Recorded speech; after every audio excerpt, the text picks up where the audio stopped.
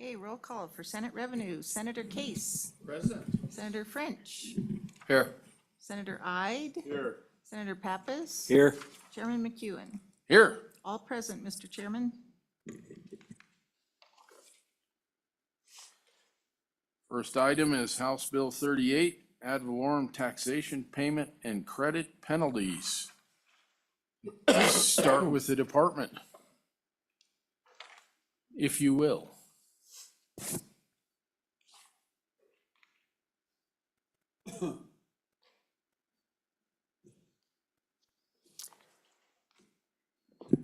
Mr. Chairman, members of the committee, Brenda Henson, Director of the Department of Revenue.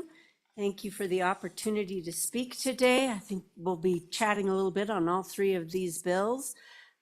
This first bill, I just wanted to share that this truly came from the Legislative Service Office. They identified this, and this would be this language in House Bill 38 is conforming language. You'll find on page 2, it simply strikes credited paid to the school foundation program account and inserts credited as provided by Wyoming Statute 81109. So the Constitution and 81109, it specifically states, and I'm going to read that language, unless otherwise specifically provided by law, all civil and administrative fines or penalties collected under Wyoming statute shall be paid over to the state treasurer to be credited to the public school fund of the county in which the violation for the fine or penalty was imposed occurred. So this bill, House Bill 38, simply ensures that the penalty for the taxes on ad valorem, this would be penalties such as late filing for car companies, railroad car companies, late filing for ad valorem for when we value public utilities. It's just clarifying that instead of the school foundation program account, we provide it to the county treasurer and then they deposit it as required by 81109. And that is the bill. It's just providing the conforming language to what was already in statute. Questions? Senator Ide.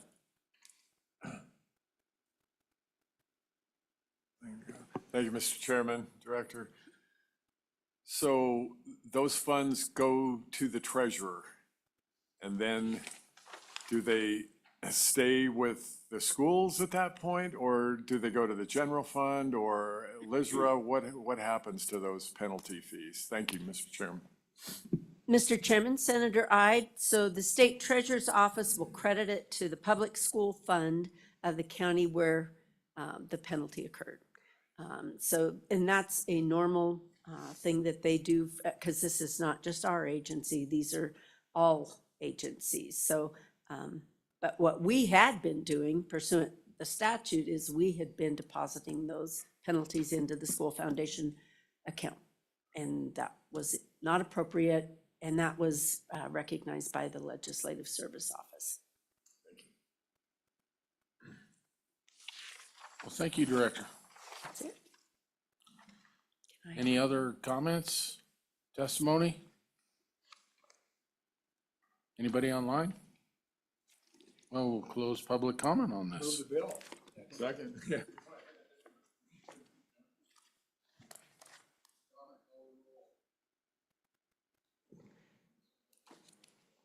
Mr. Chairman, I believe the bill was moved by Senator Case, and can you tell me who seconded it? Senator Pappas, Okay, thank you. or was it Senator French? We all did. All right, this is a roll call vote on House Bill number 38. Senator Case? Aye. Senator French? Aye. Senator Ide? Aye. Senator Pappas? Aye. Chairman McEwen? Aye. We have 5 aye, Mr. Chairman. See, we can play well together. Let's move on to House Bill 39. Mr. Chairman, all three of the bills that you'll be hearing today relate to just basically clarifying statute that is already in place. So House Bill 39, Property Tax Refund Program Revisions, this is a bill to put in statute the outcome of the governor's line item veto. You may recall House Bill 4 was passed last year, and as it relates to the property tax refund program, it created 2 additional tiers. So for the prior to last year, 125 was a percent of median household income was the maximum in order to qualify for the property tax refund. House Bill 4 added 2 more tiers, one at 145% and one at 165%. Due to the fact that the governor only has the ability to line item strike through a bill when he does a veto, he was able to line out the refund that would have been applicable up to the 165% of median household income. But what he couldn't do is line out the 165 and replace it with a maximum of 145, which is what ultimately was the case, and how we administered the program last year and how we're going to administer the program for this year. So basically, this particular bill just simply clarifies in statute that the maximum refund, the maximum income amount that you can make as an applicant is 145% of household income for the county in which the property is located, or the statewide average income.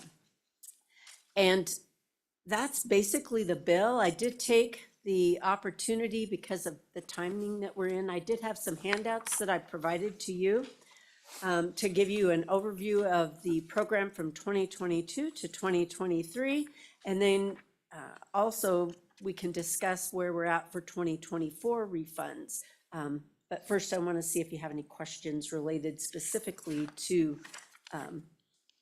House Bill 39. Senator Ide. Yeah, real quick question. Thank you, Mr. Chairman. What the governor vetoed, what was the reasoning? Just the 165% he thought was too high of a threshold? Thank you, Mr. Chairman.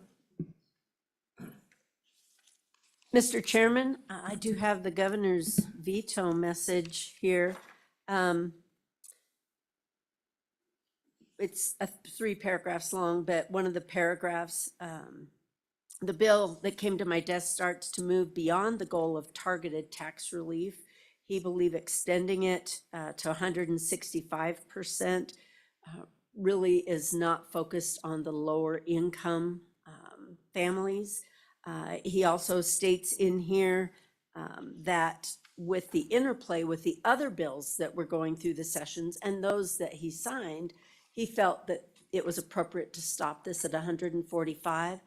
And perhaps looking at the refunds that were issued in 2023 versus what were issued in 2022 may help to prove that point.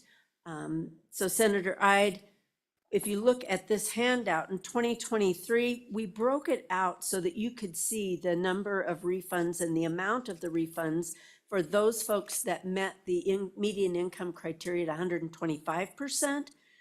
You'll see that equated to 12,406 approved refunds for almost $13.5 million in refunds.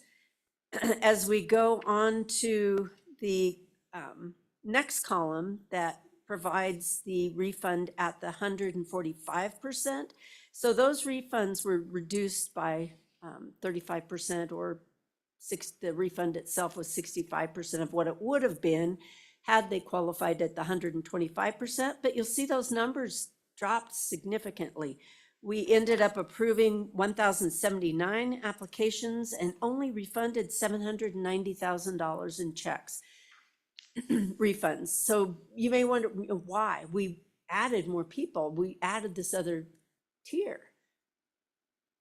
My hypothesis is the more income you make, the more assets you have. And so once they get into those higher income tiers, they don't meet the asset test.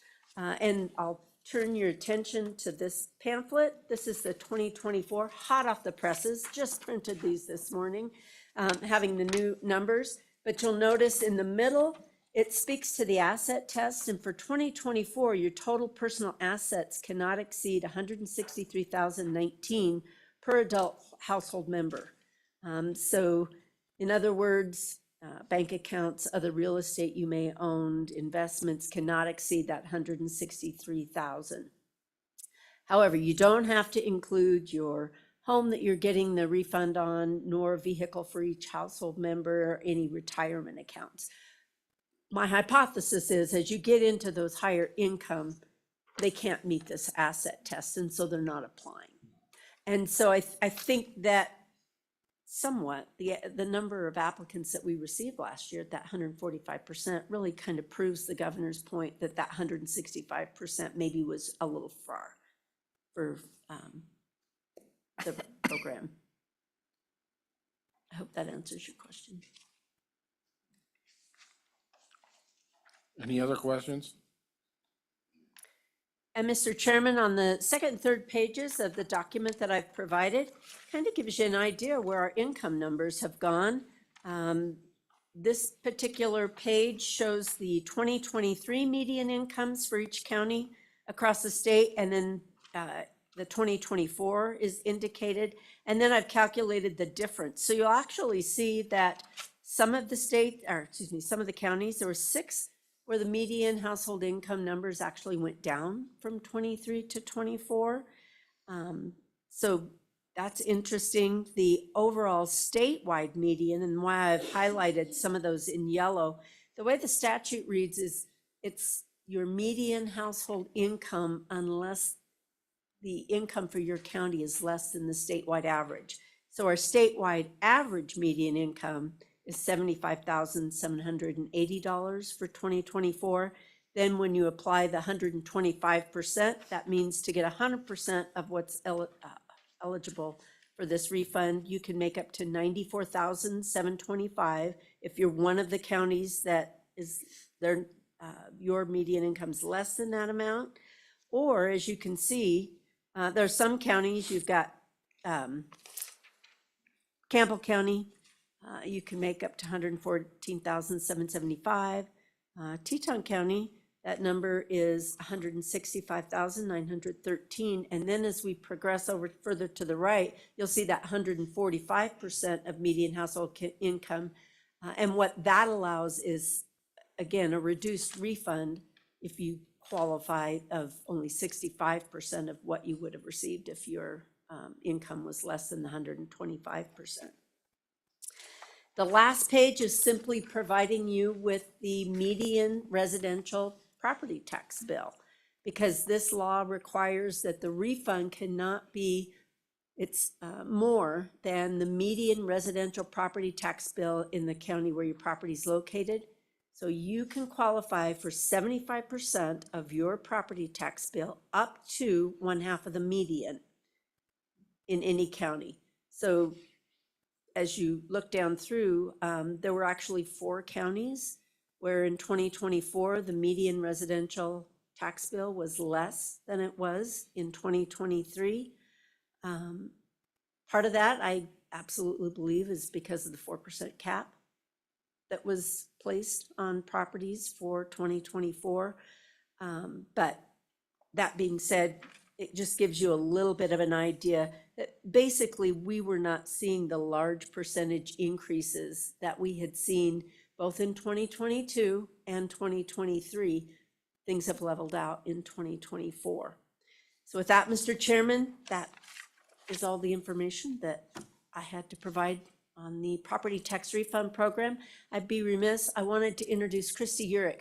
Christy Urich is the Administrator of Administrative Services, and her crew is responsible for the statewide property tax refund program. And so they are the folks that are answering the phone calls looking at those applications, following up with property owners to make sure we have all the documentation that's necessary. And as you can see, that program expanded significantly from 9719 applications in 22 to 14,782 for 23 refunds. We anticipate we'll have 15,000 applications for 2024. FYI, the refund, you have to have your applications in by June 2nd, 2025 to get a refund of your 2024 taxes. As you know, this program is funded by the legislature.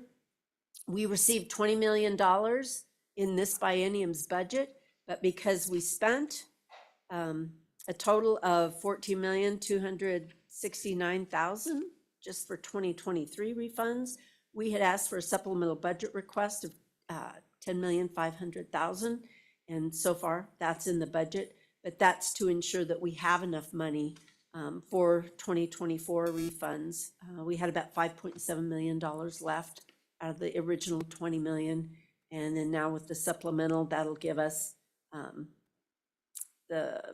little over 16 million. We think that that'll be sufficient for 2024. Again, one of the reasons we think it's going to be sufficient is the caps are in place in 2024. Any questions? That request on the supplemental, was it the 145% level or for all of it? Mr. Chairman, that was 10.5 million for all of it. It's just basically saying, based on what we sent out in refunds last year, we know that we've only got 5.7 left. We know that we're going to need another 10.5 million to fund those refunds for the 2024. So it was just a total number. Questions? Senator Case. Mr. Chairman, I need a little bit of history. How long has the program been on the books? Do you remember? Mr. Chairman, I believe it was 2004, 3. I was close. Pretty good. And Mr. Chairman, what years did we fund it and what years didn't we fund it? Do you remember, or just roughly? I know that's.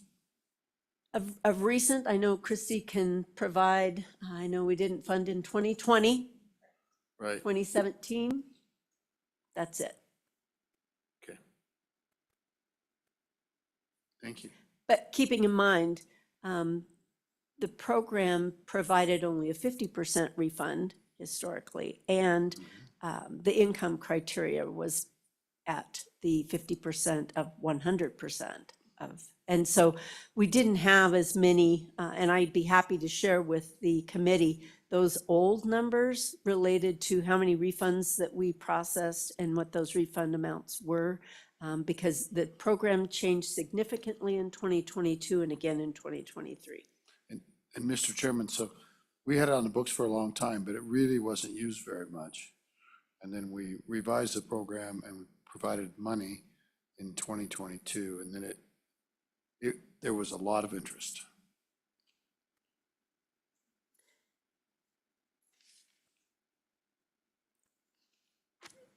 So I'm trying to wrap my head around one thing.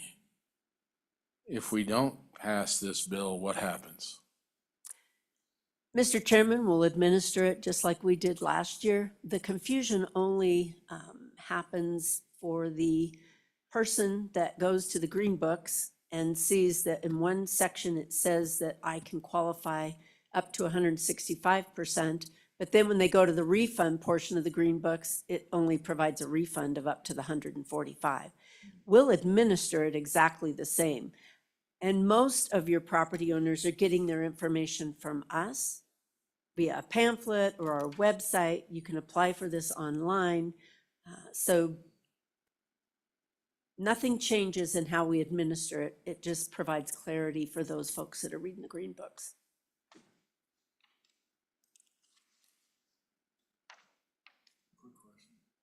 Go ahead, Senator Ide. Machine here. Thank you, Mr. Chairman.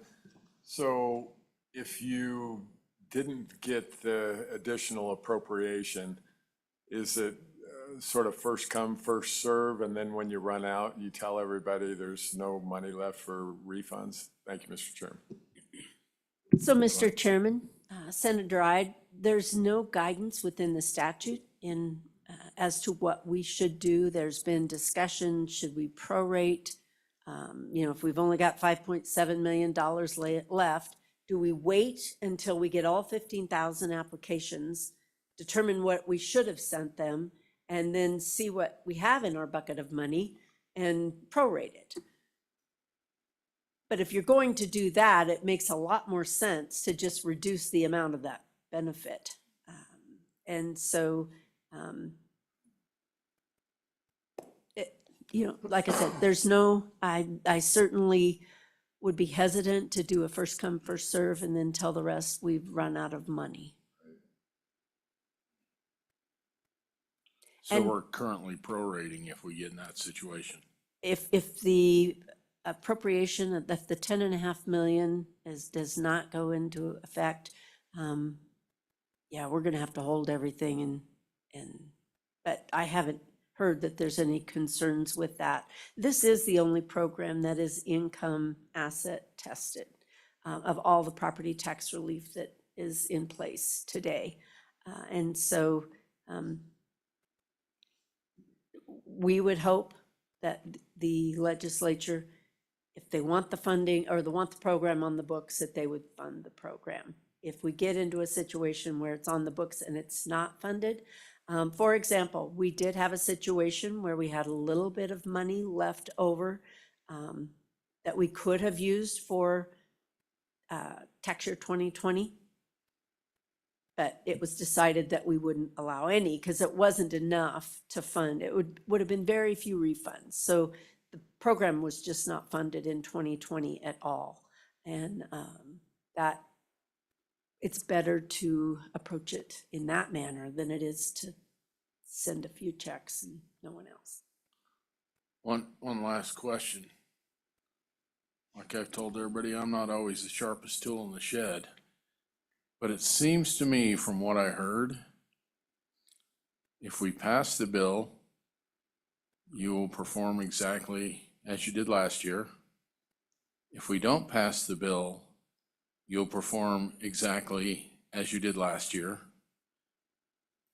Which leads me to the question, why do we have the bill? And I'll take any help from up here too. Mr. Chairman, I'll tell you, there was one area, maybe I can tell you a little history. So this was on the books for a long time and we didn't fund it. So a taxpayer could look and say, I want to participate in this program. And the program didn't exist.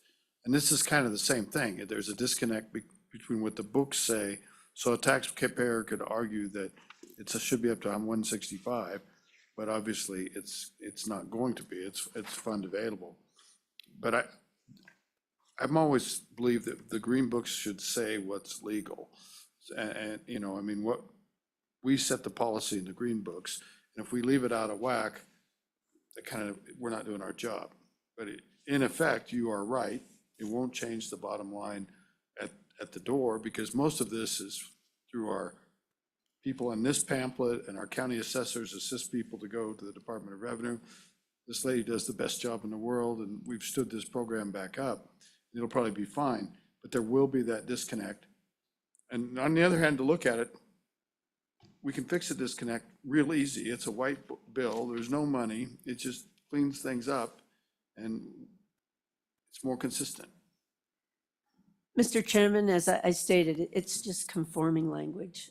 It clarifies in statute what's being administered. And if there was any interest in changing the program somehow, I would think that would be more appropriate in a bill that does just that.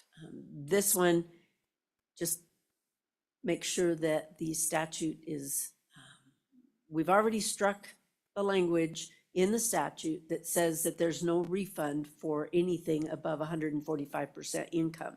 The only thing we don't have is this changing of 165 in the beginning of the statute to 145, because that's the maximum income you can have in law. So we're simply just updating the green book with this. Okay. And we had asked at certain times, sometimes the question is, why can't things like this be just handled in a reviser's bill? And I am told that these items are separate bills because the LSO office has indicated that it isn't appropriate to do it in a reviser's bill. So that's where we're at. Any other questions? One more quick one. No. Thank you, Mr. Chairman. Senator Ide. So if we wanted to go back to the 165, we are playing with fire with getting vetoed again, effectively, if we wanted to keep what the body wanted initially. Mr. Chairman, thank you.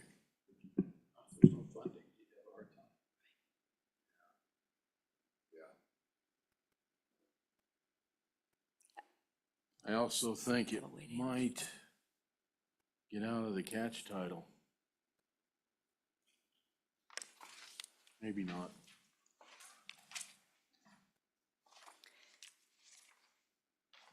And Mr. Chairman, again, applications have been completed. We were in a holding pattern last year, believe me. We were delayed on getting this information out to the taxpayers to ensure that they could apply. We didn't get the website updated because this 145%, if you recall, was after the session was over, before we actually knew what the laws were on this program. And so,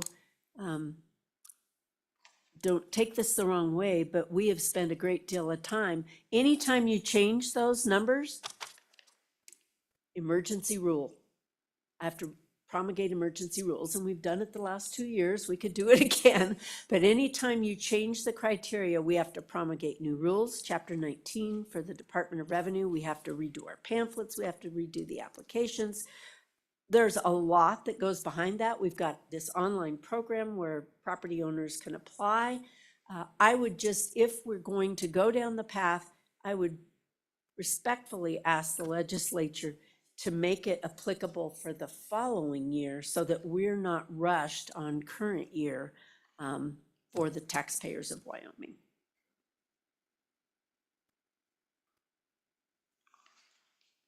Any other questions? Any other testimony? These are hot topics today. That's good. Okay, we'll close public comment. Committee, what's your pleasure?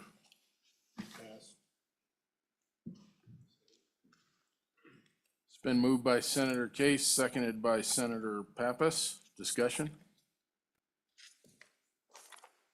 Donna, will you call the roll?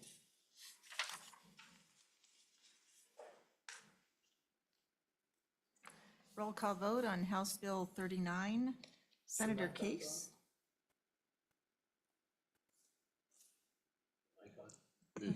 Pardon? I believe my mic's on. Oh, sorry. Okay. Roll call vote on House Bill 39, Property Tax Refund Program Revisions. Senator Case? Aye. Senator French? Aye. Senator Ide? Aye. Senator Pappas? Aye. Chairman McEwen? Aye. We have 5 aye, Mr. Chairman. We will now move on to House Bill 40, Sales and Use Tax Revisions. Mr. Chairman, Brenda Henson, Director of Department of Revenue. I mentioned that all 3 of these bills are really cleanup bills. Even though this has more pages, it's still a cleanup bill.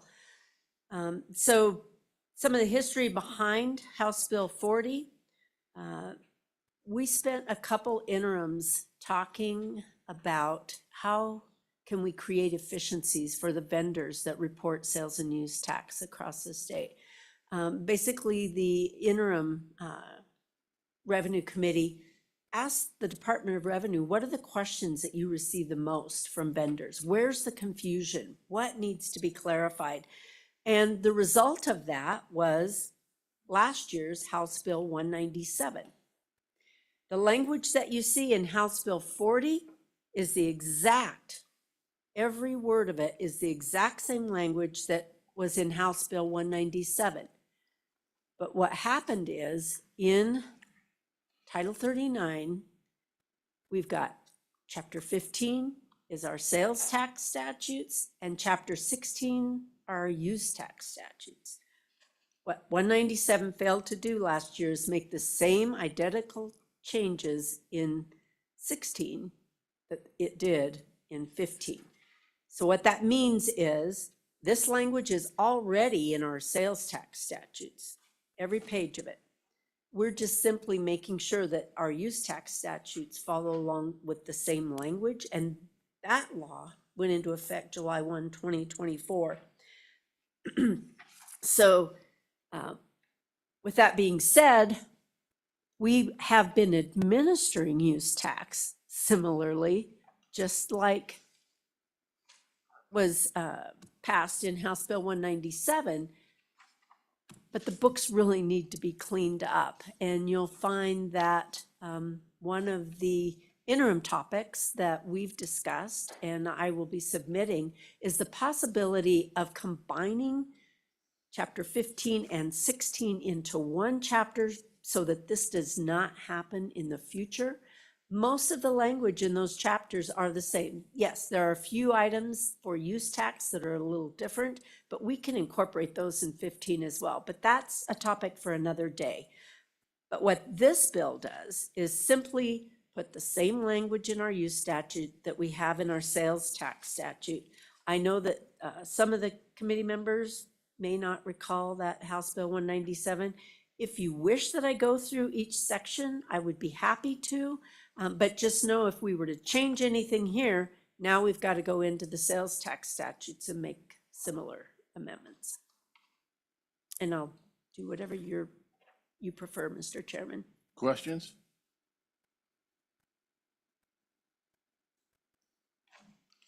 Any other public comment?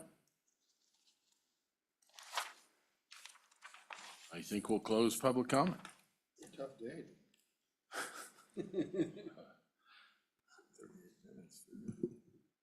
Yeah, we got 2 minutes. Does anybody have any comments on the bill? Donna, will you call the roll very quickly? Sorry, Mr. Chairman, did we have a motion on the bill? I'll move it. Moved I'm by always supporting this committee. Senator Case, seconded by Senator Pappas. On a roll today. You guys are running the show. All right, this is a roll call vote on House Bill 40, sales and tax use revisions, or sales and use tax revisions. Senator Case, Aye. Senator French, Aye. Senator Ide, Aye. Senator Pappas, Aye. Chairman McEwen. Aye. We have 5 ayes, Mr. Chairman. So, Mr. Chairman, can I ask a question about if we were to combine sales and use statutes together? I'm kind of interested in that because the language is exactly the same and it would, you just have a general statement maybe that all the following applies to both sales and use tax.